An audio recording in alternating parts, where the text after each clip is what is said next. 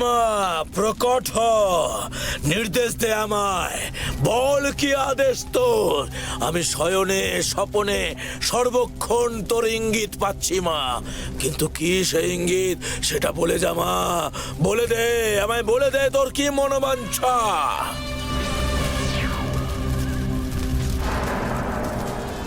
বল মা, বল আমায় কি তোর ইঙ্গিত, কিসের খোঁজ করছিস তুই, কি বলতে চাইছিস? মাথা মোটা ভিমানি, এই ভোলার কাছে হেরে হেরে দেখছি তোর বুদ্ধি শুদ্ধি সব লোক পেয়েছে। নইলে এত দিন ধরে আমি ইঙ্গিত দিচ্ছি, তাও তুই না বুঝে আজ আমাকে স্মরণ করিস। আগে তো আমার এক ইঙ্গিতেই তুই বেশ বুঝতে পারতিস আমার চাহিদা, অথচ এখন দেখ প্রতিদিন আমি তোকে নানাভাবে ইঙ্গিত দিয়েই চলেছি, অথচ তুই আর বুঝতেই পারছিস না। চাপ মা, চাপ, মানসিক চাপে মানুষ তো বুদ্ধিভ্রষ্ট হয় মা। তুমি আমার গুরুদেবকে ক্ষমা করে দাও। আসলে ওই ভোলার সামনে গুরুদেবের সমস্ত অস্ত্র ভোঁতা হয়ে যাচ্ছে, তো গুরুদেবের মাথাটা ইদানিং ক্রমশ ভোঁতা হয়ে যাচ্ছে। চুপ মরকট, বিয়াদব খোকস, তোর এত বড় সাহস যে তুই আমার আর আমার মায়ের কথার মাঝখানে কথা বলছিস। আমি তোকে এক্ষুনি ভস্ম করে দেব। এই এই আপনার দোষ। কিছুই যখন পেরে উঠবেন না, তখনই হয় আমাকে ভস্ম করার হুমকি দেবেন, নয়তো ওই ভোলার কাছে পাঠাবেন মার খেতে। আপনি বলুন দেবী, গুরুদেবের শিষ্যত্ব গ্রহণ করার পর থেকে কি ঘন্টার মতো হাল হয়েছে আমার। মামিকের কথাগুলো করা হলেও অসত্য নয় ভিমানি। ভোলা সত্যি অপ্রতিরোধ্য হয়ে উঠেছে, আর তার কাছে পরাজয় স্বীকার করতে করতে তোর মাথাটাও এখন উফ, বুঝেছি বুঝেছি, আমার মাথাটা একদম খারাপ হয়ে গেছে। বুঝেছি, ভোলার কাছে হেরে হেরে আমার হাড় মাস একেবারে জ্বলে গেছে, সেটাও বুঝেছি। আমার সব অস্ত্র ভোঁতা হয়ে যাওয়ার ফলে আমার মাথার ঘিলু পর্যন্ত নষ্ট হয়ে গেছে, তাও মেনে নিলাম।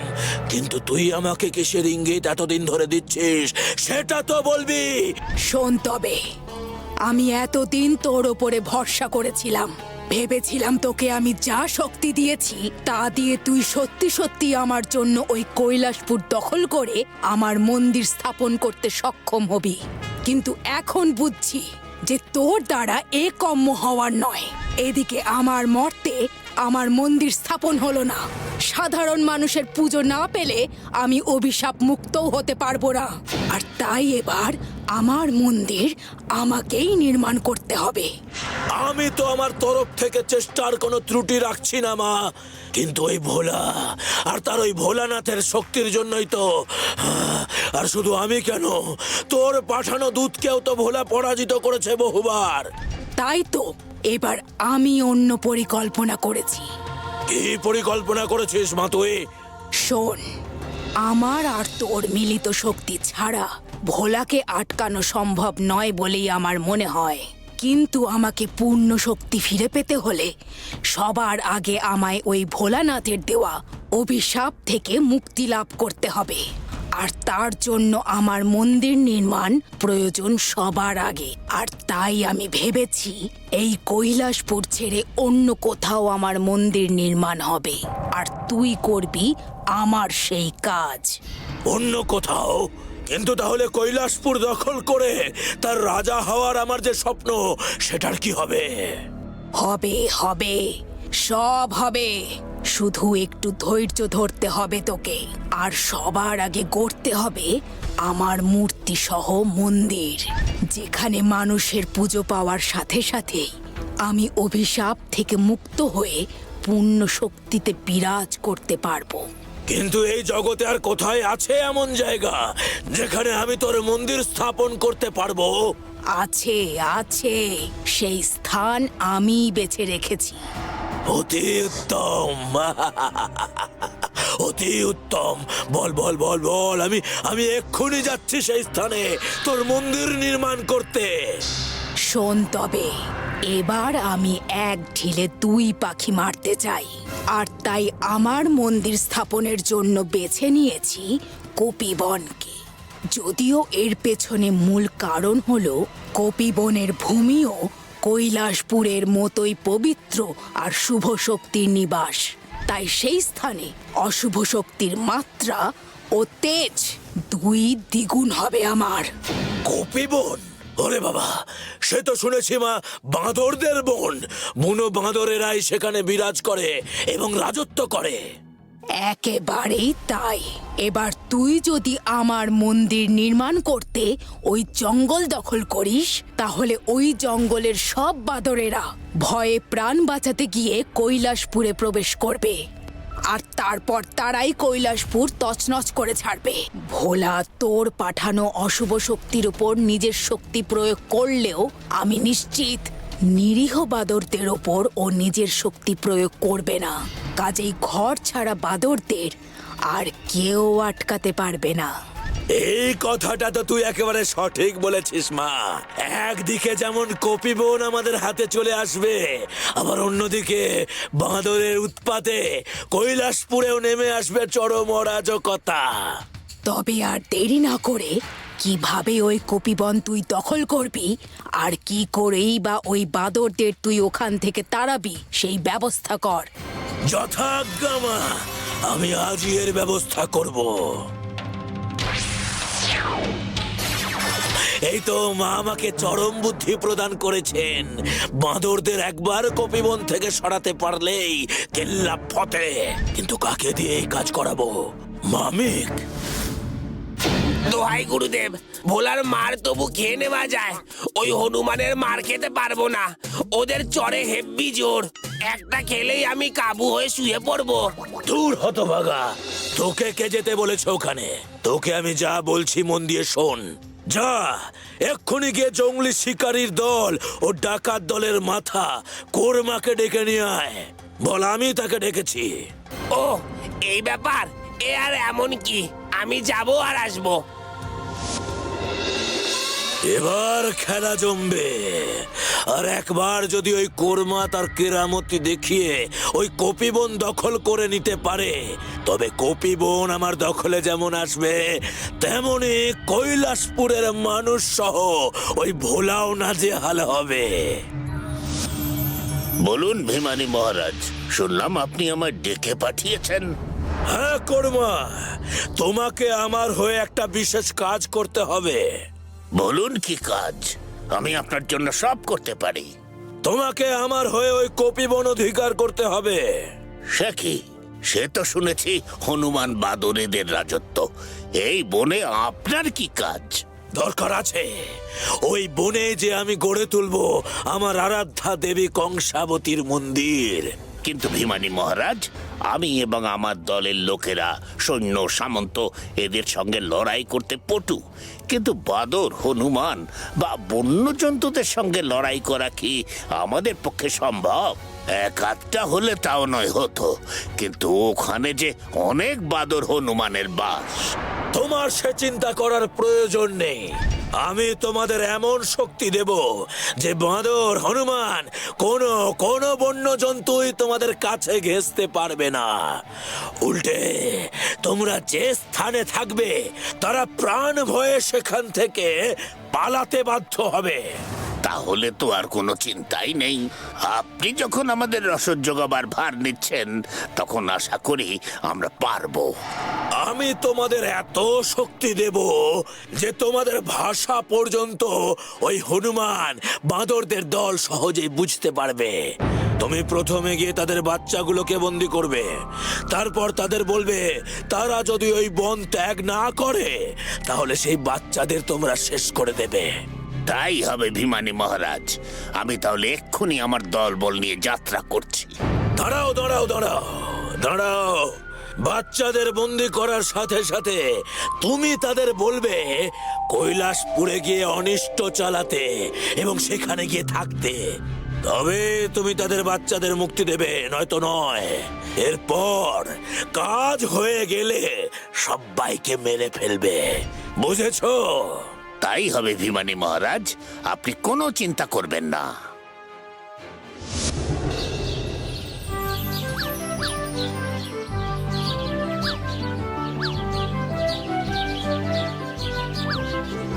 আজ পাঠশালা যাওয়ার আর চিন্তা নেই, তাই আজ খেলা বন্ধ করারও কোনো ব্যাপার নেই।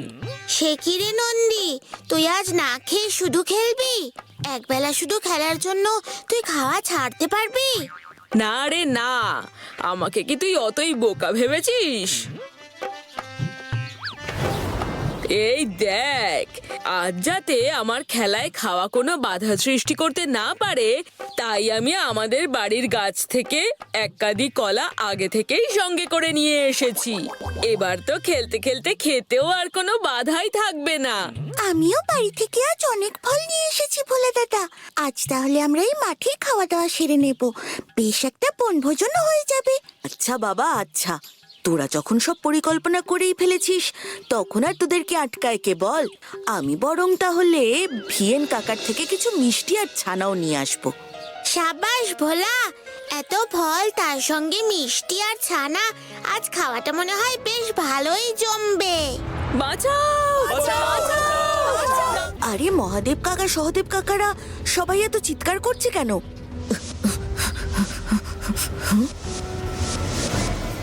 বাবা, কি হয়েছে তোমার? দৌড়াচ্ছ কেন?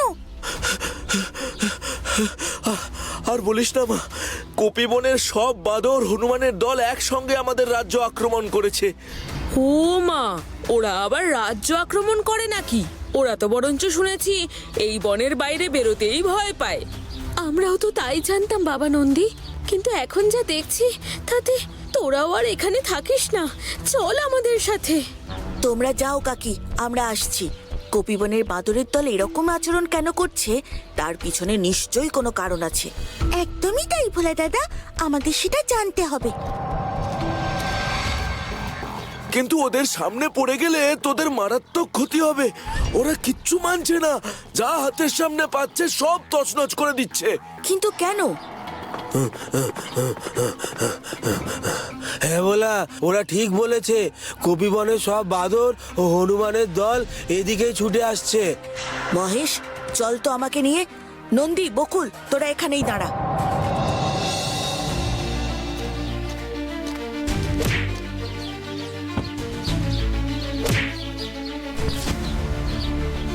ভোলা, আমার কলা! এরা কি সবাই পাগল হয়ে গেছে নাকি? এরকম কেন করছে? কিছুই তো বুঝতে পারছি না রে।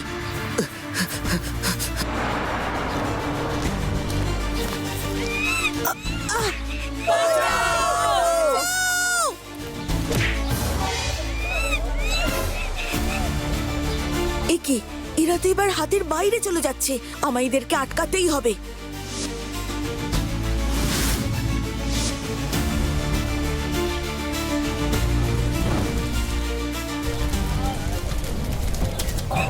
ভোলা, তোর ডুগডুগি বাজা, ওই শব্দে ভোলানাথের আশীর্বাদ আছে। ওই শব্দ কানে গেলে এরা সবাই শান্ত হয়ে যাবে।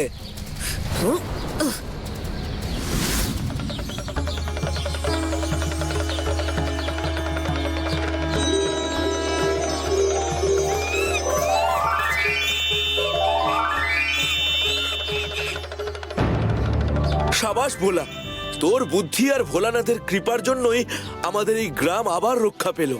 সে না হয় হলো মহাদেব কাকা, কিন্তু কপিবনে বাঁদর হনুমানরা তো আর আজ থেকে থাকছে না। বহু দিন ধরে তারা সেই বনেই রাজত্ব করছে।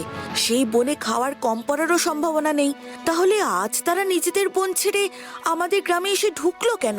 আর ওরা যে শুধু খাবারের খোঁজে এসেছিল তা নয়, কিন্তু ওরা এখানে আমাদের অনিষ্ট করতেই এসেছিল। নইলে সোজাসুজি মানুষদের ওপর আক্রমণ করার সাহস ওরা আজ পর্যন্ত দেখায়নি কোনোদিন। এবার আমাদের সবাইকে ওদের উচিত শিক্ষা দিতে হবে। চলো সবাই। না সহদেব কাকা, ওরা নিরীহ প্রাণী। ওরা এমন করেছে যখন তার পিছনে নিশ্চয়ই কোনো কারণ আছে। আমাদের সবার আগে সেই কারণ খুঁজে বার করতে হবে। মহেশ, তুই তো বন্য পশুদের ভাষা বুঝতে পারিস, তুই চল তো আমার সঙ্গে।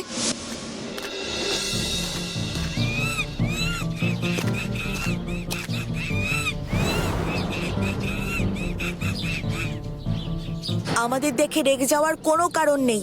আমরা এখানে তোমাদের ক্ষতি করতে আসিনি। শান্ত হও, আমাদেরকে ভয় পাওয়ার কোনো দরকার নেই তোমাদের। হ্যাঁ বন্ধুরা, দেখছো না আমিও ওদের সঙ্গেই আছি। আমিও তো তোমাদের মতোই পশু, কিন্তু ওদের বন্ধু। তেমনি ওরা তোমাদেরও বন্ধু হতে চায়। ওরা এখানে এসেছে তোমরা এইভাবে হঠাৎ আজ কৈলাসপুরে আক্রমণ কেন করলে তা জানতে। বললাম তো, ওরা তোমাদের ক্ষতি করতে নয়, বরং উপকার করতেই এসেছে। তোমরা যে এই রাজ্যে শুধু খাবারের জন্য আসোনি তা আমরা বুঝেছি, কিন্তু খাবারের প্রয়োজন না হলে তোমরা খামোখা এই কৈলাসপুরের মানুষদের আক্রমণ কেন করলে তা তো বলবে। আমি বলছি, আমি ওদের দলের রাজা এবং সবার থেকে বয়োজ্যেষ্ঠ, আর আমি মানুষের কথা বুঝতেও পারি। বাহ, এই তো দারুণ ব্যাপার। তাহলে বলো, কেন এলে তোমরা এই রাজ্য আক্রমণ করতে? আমরা এখানে ইচ্ছা করে আসিনি, আমাদের এখানে পাঠানো হয়েছে। পাঠানো হয়েছে? কে পাঠিয়েছে তোমাদের? দস্যু সর্দার কোরমা, সে তার দলবল নিয়ে আমাদের গোটা বন দখল করে নিয়েছে।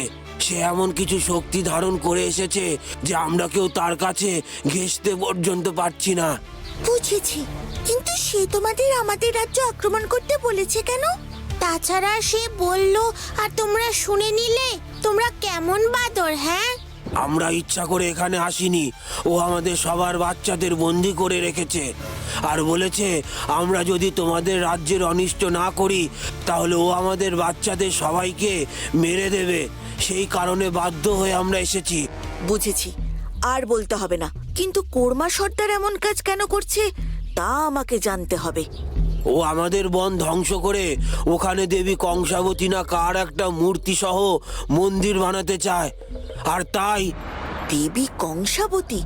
আরে, এ তো ভীমানির আরাধ্যা দেবী। তার মানে এসব কিছুর পেছনে ভীমানি নিজেই নেই তো? থাকতেই পারে ভোলা দাদা, ওই হয়তো আবারও চক্রান্ত করে কোরমাকে এসব করতে বলেছে। তবে তোমরা চিন্তা করো না, আমরা তোমাদেরকে ওই দস্যু কোরমা আর তার দলবলের হাত থেকে রক্ষা করব। আমি কথা দিচ্ছি, তোমাদের বোন কেউ তোমাদের থেকে কেড়ে নিতে পারবে না। চলো আমার সঙ্গে।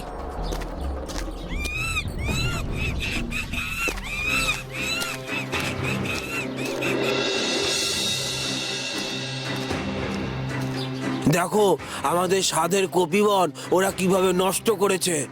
তাই তো দেখছি, এবার এদেরকে উচিত শিক্ষা দিতে হবে। কিন্তু সবার আগে আমাদেরকে তোমাদের বাচ্চাদের উদ্ধার করতে হবে। তারা কোথায়? ওই দেখো, ওই খাঁচার মধ্যে আমাদের সবার বাচ্চাদের ওরা বন্দি করে রেখেছে। তোমরা সবাই এখানেই দাঁড়াও, আমি আগে ওদের ছাড়িয়ে তোমাদের কাছে নিয়ে আসি, তারপর এই দস্যুদের ব্যবস্থা আমি করছি।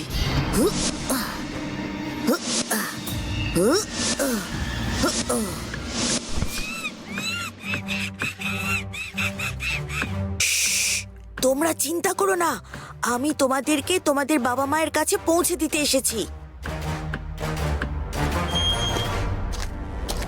কি এদের ছাড়লো কে? আমি। একই, তুই এখানে এইভাবে পড়লি কি করে? আমাকে মারলো যে। কে কে মেরেছে তোকে? কার এত বড় সাহস যে আমার লোকের গায়ে হাত দেয়? কে মেরেছে তোকে? আমি। তুই? তোর এত বড় সাহস তুই কোরমার লোকের গায়ে হাত দিস? শুধু তাই নয় সর্দার, ও সব বাদর বাচ্চাদের ছাড়িয়ে নিয়েছে। কি তুই আমার বন্দীদের আমার অমতে ছাড়িয়ে নিয়েছিস? তোর নিস্তার নেই।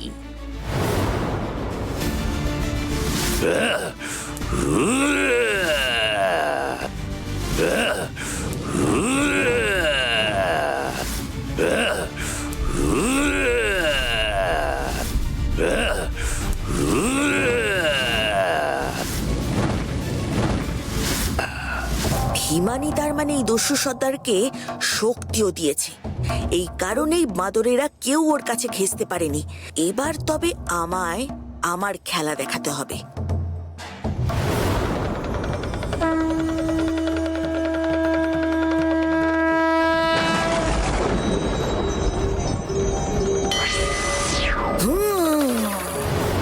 এবার তোমাকে আমি মজা দেখাবো কোরমা।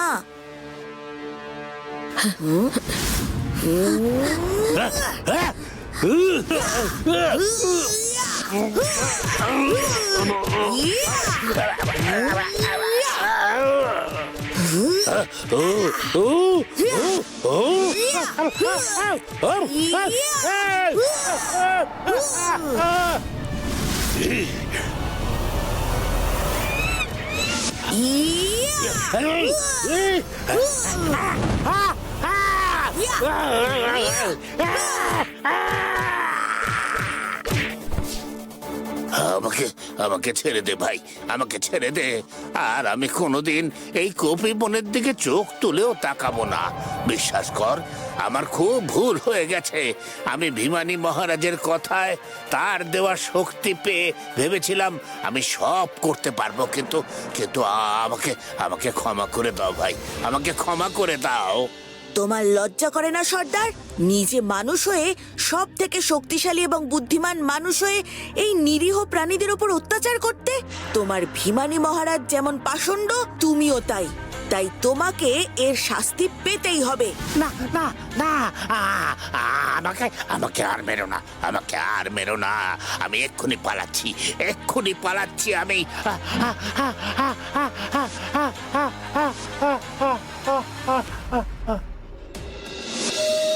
সত্যি তুমি অনেক শক্তিশালী ভোলা, তাই তো তুমি এই অসাধ্য সাধন করলে। বানররাজ, ভোলা থাকে যেখানে অসাধারণ সাধন হয় সেখানে।